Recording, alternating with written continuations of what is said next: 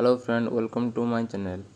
तो आज आम ये भिडियो जानिबा जे आपणकर जो एसएससी जीडी रो एडमिट कार्ड आसी सारी 4 तारिख जो मानकर एग्जाम से माने आज एडमिट कार्ड डाउनलोड करें।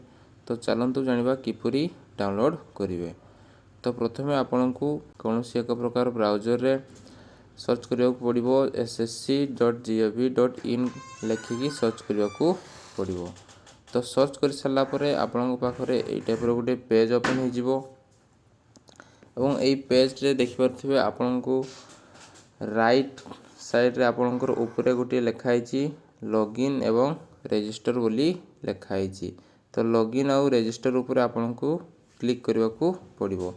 तो लॉगिन आउ रजिस्टर ऊपर क्लिक कर सारापर आपणकर गोटे यही टाइप गोटे पेज ओपन हो। तो एथिरे आपण देखिपे रजिस्ट्रेशन नंबर ता सहित आपणकर पासवर्ड एवं गोटे कैप्चा आपन को मागिची ताहा आपन फिलअप करिकी सिंपली आपन को लॉगिन ऊपर क्लिक कर देवा को पड़िबो।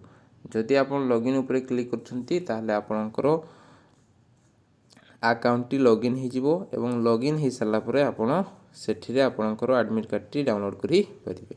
तो चलंतु जनकर आईडी पासवर्ड मारिकी आमे देखिबा।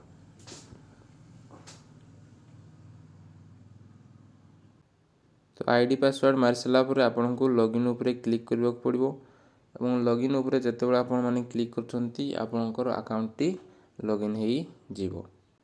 तो लॉगिन हो सारापर आपनकर अकाउंट टी देखिपे आपनकर सब डिटेल एठरे शो हो जिवो एवं एडमिट कार्ड टी आपन को डाउनलोड करने को हेले तले टिके स्क्रॉल करी देखिए जो एडमिशन सर्टिफिकेट लिखाई से आपन को क्लिक करने को पड़ो।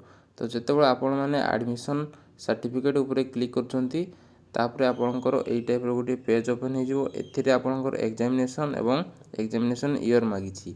तो एथिरे आपन को एग्जामिनेशन रे एसएससी जीडी रो आपनकर जो सीएपीएफ रो constable GD central arm force एटा आपन को सिलेक्ट करबा को पड़िबो।